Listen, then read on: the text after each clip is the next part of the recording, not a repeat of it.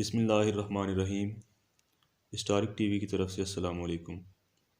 محترم ناظرین، آج کا ہمارا موضوع عثمان غازی اور دندار بے کے مابین سرداری اور آپسی اختلافات پر مبنی ہے۔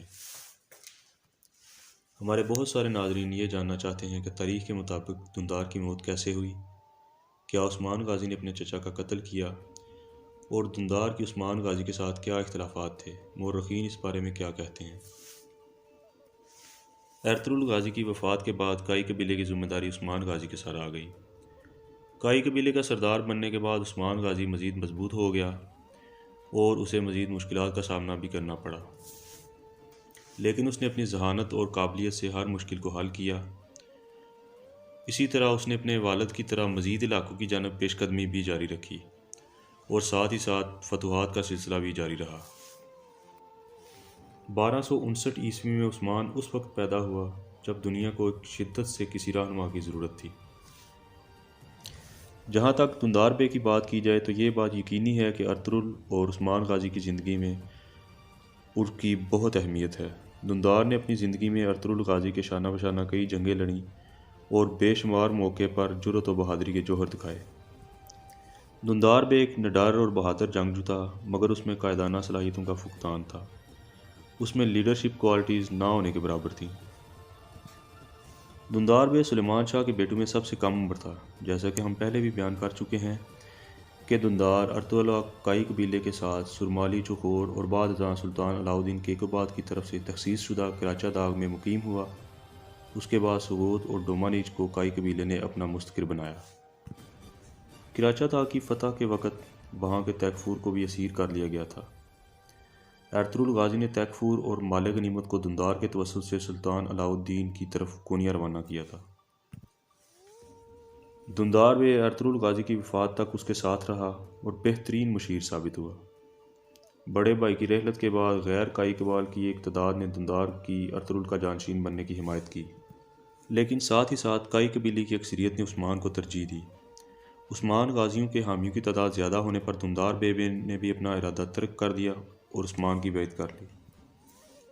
لیکن اندرونی طور پر دندار ہمیشہ عثمان کے خلاف رہا اور اسے ہٹا کر خود کائی قبیلے کا سربراہ بننے کے لیے کسی بہتر موقع کی تلاش میں تھا۔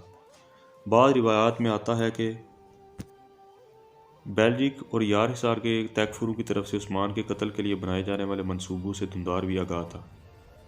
عثمان نے ان قلوں کی تسخیر کے بعد حقیقت سامنے آنے پر اپنے چچا دندار بے کو غداری کے جرم میں قتل کروا دیا۔ ترک مورخ نشری نے اپنی تاریخ جہان نما میں لکھا ہے کہ بیلجک کی فتح کے لیے رکاوٹ بننے اور تیک فور کے لیے جاسوسی کرنے پر عثمان نے دندار کو تیر مار کر ہلاک کر دیا تھا۔ دندار کی قبر چکر پنار کو جانے والے راستے میں واقع ہے۔ بعض تواریخ کی روح سے دندار کا ایک مشاورتی جلسے میں مارے جانے کا بیان سامنے آتا ہے، مگر بہت سارے مورخین اس بیان سے اختلافات رکھتے ہیں۔ عثمان بے نے کراچا حصار پر یورش کرنے سے قبل اپنے قریبی ساتھیوں کو جمع کر کے مشورہ کیا۔ اس نشست میں دندار بے بھی موجود تھا۔ دندار بے نے کراچا حصار پر یورش کرنے کی مخالفت کی اور کہا کہ درمیان کی ریاست اور دیگر ہمسایہ بازنطینی تیک فور پہلے سے ہمارے دشمن ہیں، ایسا کرنے سے ہم مزید خطرات میں گر جائیں گے۔ عثمان غازی کو اس کی یہ بات ناگوار گزری، جس کے بعد عثمان نے اپنے ہاتھوں سے ایک تیر چلا کر اسے ہلاک کیا۔ دندار کی تاریخ وفات 1298 بتائی جاتی ہے۔